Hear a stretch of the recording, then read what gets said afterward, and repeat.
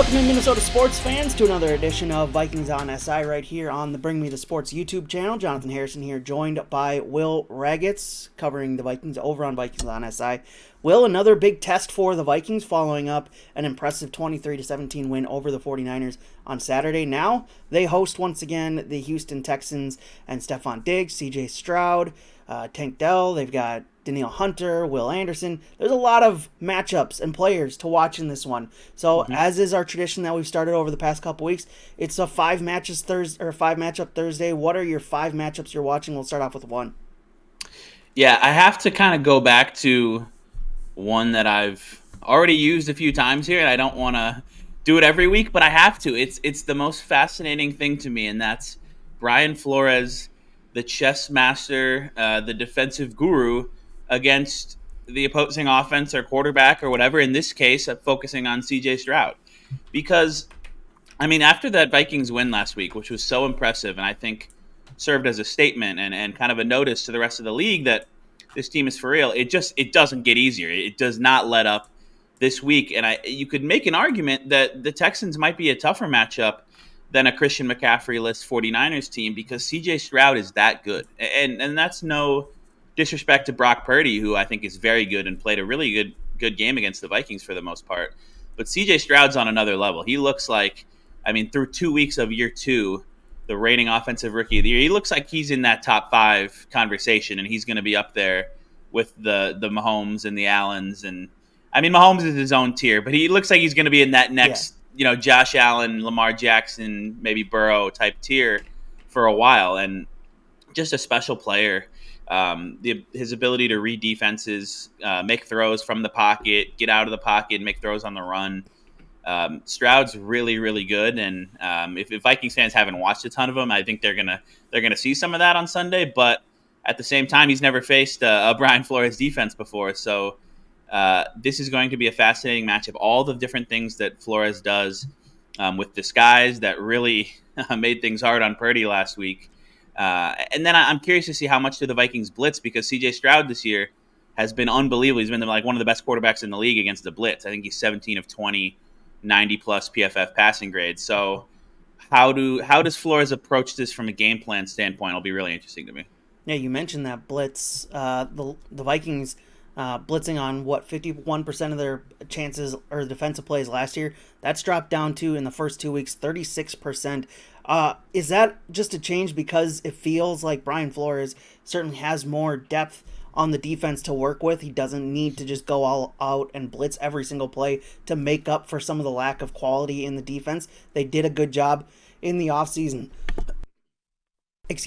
of shoring up the defense, and it's really paid off in the first 2 weeks. Is that lack of blitzing we've seen the first 2 weeks to make up for, or I guess to adjust to the amount of talent they have on the defense now? I think that's the easiest and most obvious explanation, is that Flores no longer feels like he has to send a ton of guys to manufacture pressure, because they just didn't have. I mean, they had a good defensive roster last year. They had Danielle Hunter, but this year they are so much deeper that there's just a lot more instances you're seeing of, even if they present 6 or 7 guys at the line of scrimmage, a lot of times that can be simulated, and then they're going to drop 2 or 3 of those guys back into coverage, and they're going to rush 4. And they're going to trust Jonathan Grenard to win his matchup, and Andrew Van Ginkel, and some of the guys they have on the interior, Jerry Tillery, Jihad Ward. It's a deeper roster, especially up front. So I do think that is part of the reason why Flores is being able to kind of allocate more resources to coverage on the back end, and it's working well so far. Vikings giving up a huge amount of yards last week to the 49ers, but not a lot of points. 18th in yards allowed this season, and only 3rd in points allowed this season. Now, granted, you had Daniel Jones in the first game, but you followed it up with a game against the 49ers. So, impressive start from the Vikings defense. What's your number 2 matchup you're watching? Yeah, so sticking on that same side of the ball, the other Texans offensive player that you might not know a lot about if you haven't watched them much, you're probably starting to hear his name more and more, is Nico Collins, who's their number 1 wide receiver, Michigan guy. He leads the league in receiving right now. He's had 100 yards plus easily in both games. I think he's at about 252 through 2 weeks, and he just looks a lot like Andre Johnson reincarnated for the Texans. He's a like 6'4", 6'5", 220, big bodied receiver who can absolutely fly. And when you have that combination, that is when you start to talk about a really, really dangerous receiver, like the Julio Jones kind of mold. And this dude is very, very good. You watch him play. And I know they have Stephon Diggs and Tank Dell, but Nico Collins is the clear number one in that offense for CJ Stroud. So the matchup I'm watching is him against. I'm presuming it's going to be quite a bit of Stephon Gilmore, who's been the Vikings' number one corner this year, and we haven't heard a lot about Stephon Gilmore so far, and that's a good thing. Like when it's just been a case where the two offenses they've played so far haven't tested Gilmore a whole lot. I think, but Josh Metella said it this week. Like they don't even look his way. They just feel that Hall of Fame presence out there, and they look the other way. And I mean, Gilmore is certainly up there in years, and he's on his fifth team in 5 seasons, but he's never dropped off his play. At least, I mean, he's no longer at the defensive player of the year level that he was in 2019, but he's never kind of seemed to hit a wall and become anything less than a very good, above average, great cornerback even. That matchup I think will be really fun to watch. Gilmore's got the size to hang with a guy like Collins, but Collins is a lot younger than him. Does he have the wheels to keep up in man coverage? And I'm sure the Vikings will pay quite a bit of attention to Collins with their safeties as well, and not try to leave Gilmore on an island too much in that matchup. But that should be a fun one. I know all the attention will go to Diggs and his first game back in Minneapolis, but Collins is the guy who can really hurt you. For sure. What have we thought of the early returns from the overhauled cornerback room? I know the Vikings brought in a number of veterans in the offseason and even going into training camp to shore up what was probably their weakest unit going into the season, going into training camp, and they've done a lot of work to shore that up. What have we thought of the early returns so far in the first 2 weeks? Yeah, I think the Gilmore addition has been really impressive, and it's worked out so far, and it's still early, just exactly like the Vikings hoped. He's been kind of an almost every down guy out there, and has really not been tested a whole lot. And when he has, he's been sticky in coverage, and I don't know. I expect that to continue. I think, Byron Murphy and Shaq Griffin are more on the just fine side of things as veteran corners, but that works. I mean, they don't have anybody out there who's a clear weak link, like at times in the past with, be it a Caleb Evans or whoever over the past several years. Going back to like 2020, they got so many injuries, and they were just signing guys off the street to play cornerback for Mike Zimmer, and it was rough. So this is a solid high floor unit. Obviously, Deebo Samuel had a good game last week. Jawan Jennings made some catches. Kittle was involved, but we'll see how it continues to play out. And I don't think this is going to be one of the best cornerback rooms in the NFL, but they just need them to be solid given all of the versatility and talent that they have up front and at the linebacker position and at the safety position. They just need those corners to hold their own, and they've certainly done that so far. For sure, absolutely, and it's been impressive to see what they've been able to do. Your third matchup you're watching for this Sunday's matchup between the Vikings and Texans at US Bank Stadium. Yeah, so the one of the big returns, there's a bunch of the kind of revenge games this year, which I use that term facetiously. Like, I don't know how many of these players actually have any ill will towards their former team, but a lot of guys going against their old squad, and a lot of them just on teams that they played for last year.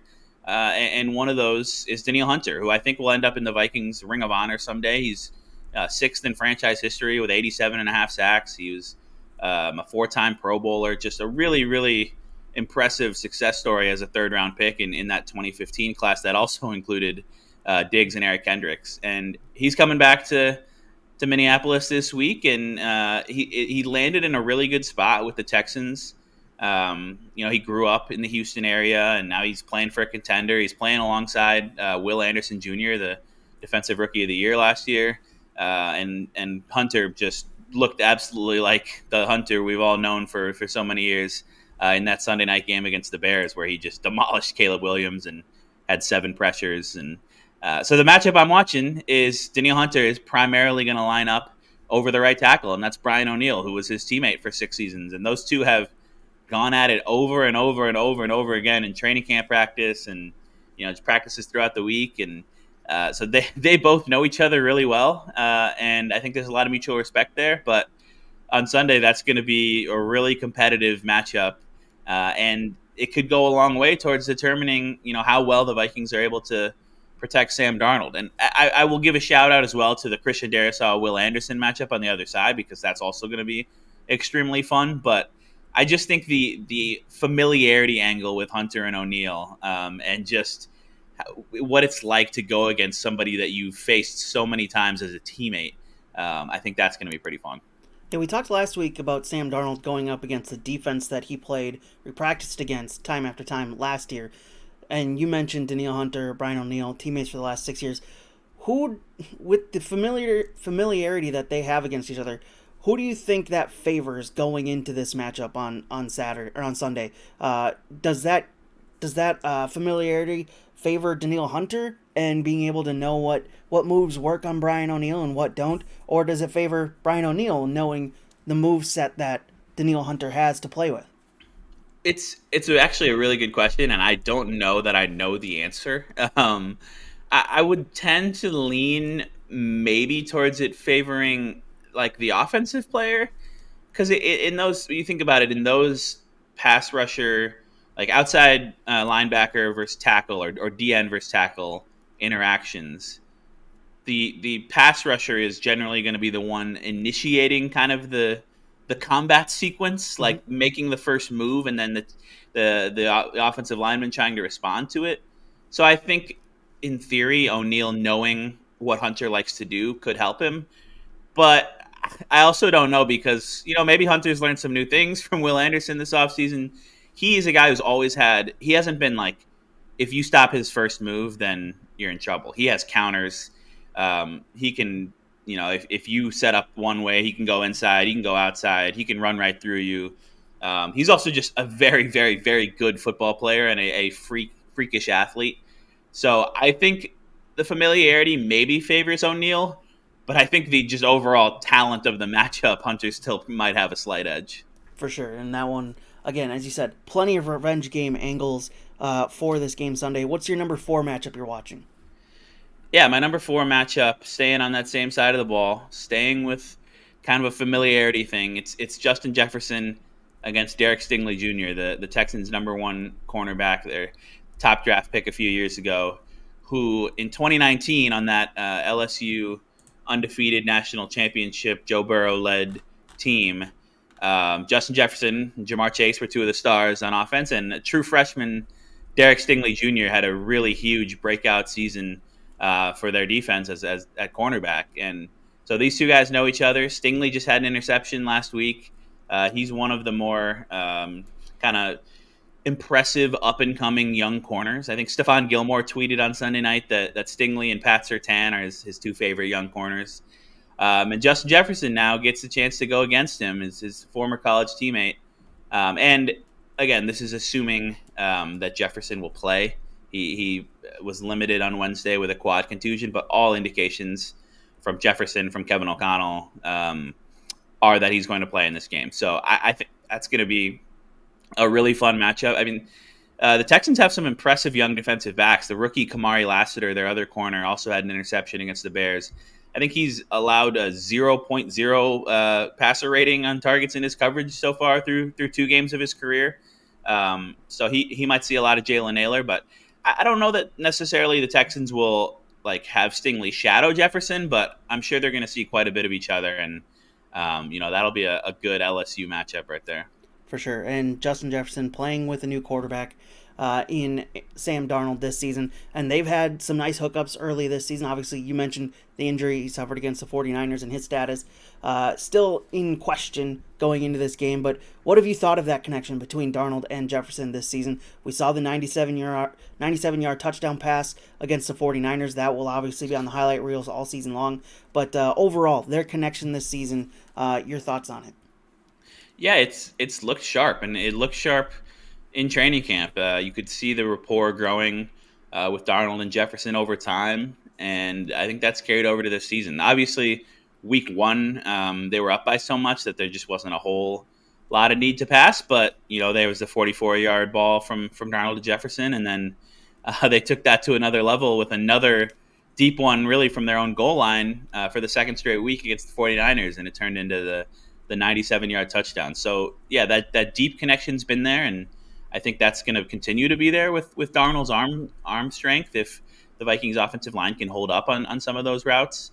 And it's only been 8 receptions so far for Right. Jefferson, 4 in each game, and obviously, like, we're used to Jefferson having 8 to 10 catches a lot of weeks, and I think there will continue to be weeks like that. But yeah, I think the connection's been strong so far, and it's going to need to continue to be against a really good Texans defense, especially with Jordan Addison looking unlikely to suit up again.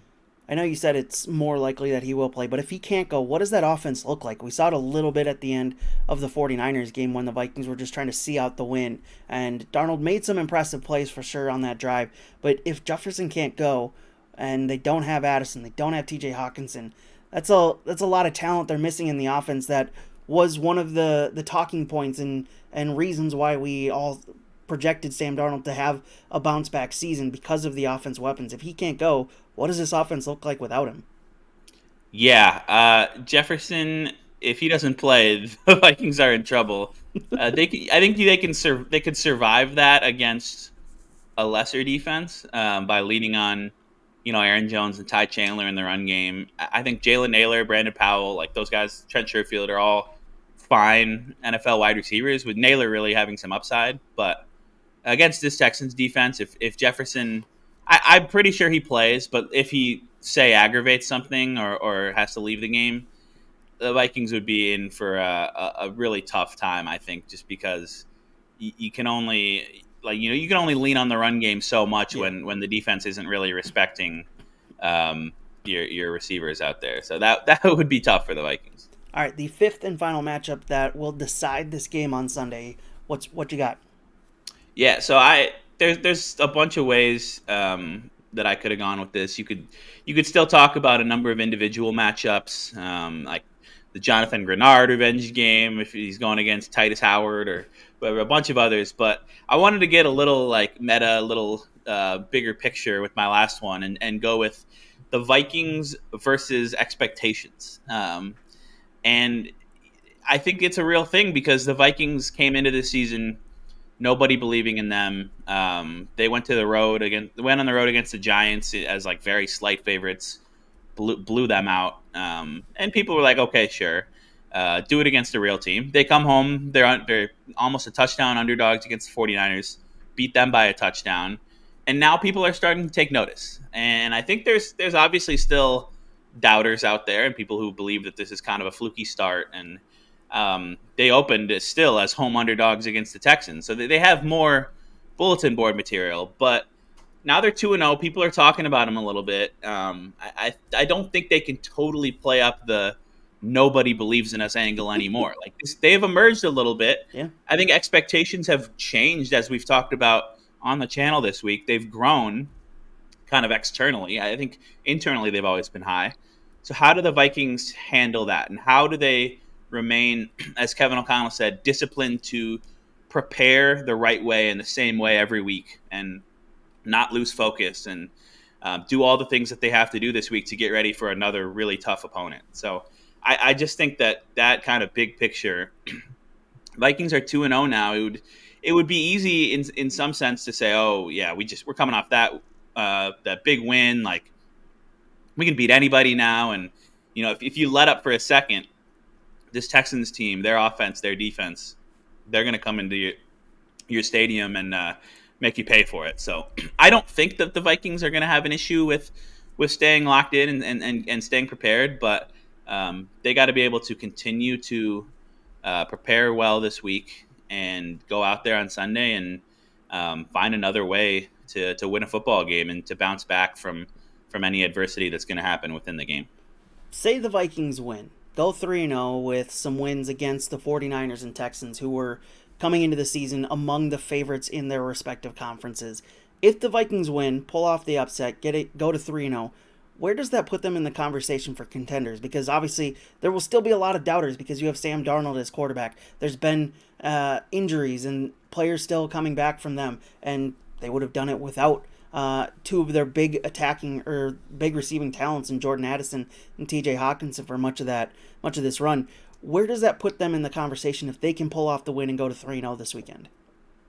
I think it would just be another data point that you'd have to really respect. If this team's able to beat the 49ers at home and then the Texans at home, back-to-back weeks, and if Sam Darnold plays well in that win, which I struggle to see how they win without Sam Darnold playing well. So assuming he plays well, like, I think that there really would be no argument to keep them out of the top 10 in the power rankings. And they jumped up into the top 10 in a lot of power rankings already this week. But I mean, I think you start to move them into the top 8, top 7, top 6, like as high as you want to go. I mean, I wouldn't put them over some of the truly elite contenders still. The Chiefs and the 49ers and Lions and some teams like that. But just based on what we've seen this season, if they are able to win that game, it's the bandwagons are going to continue to grow. The story, the Darnold and the Vikings out of nowhere story in the national media is going to continue to grow. And suddenly, I said this before last week, if they beat the 49ers, suddenly things get very interesting. They get even more interesting if they're able to beat the Texans this week. So I'm looking forward to it on Sunday. Should be another big raucous crowd at US Bank Stadium, and it should be another really good football game. If they can pull off the win, you will want to make sure to tune into this channel on Monday when Joe Nelson comes on here and just takes over the stream and gloats for talking about 16-1 probably. It will be something to watch on Monday, but Will, looking forward to it. Go read all his work over at Vikings, Twins, Timberwolves, Gophers, Badgers on SI, and you will have the game recap coming up Sunday afternoon after a big game for the Vikings at US Bank Stadium hosting the Texans. That recap will be right here on this channel. Looking forward to it, Will. We'll be back tomorrow to make our picks, I believe. Yes, we will be back tomorrow to make our picks, but you've also got that recap as well. True. And for some reason, I just skipped ahead and thought it was Friday already, and just looking forward to the weekend. It's been a day already, so looking forward to it. And Minnesota sports fans, as Will just said, we'll be back tomorrow to make our picks. We'll talk to you then.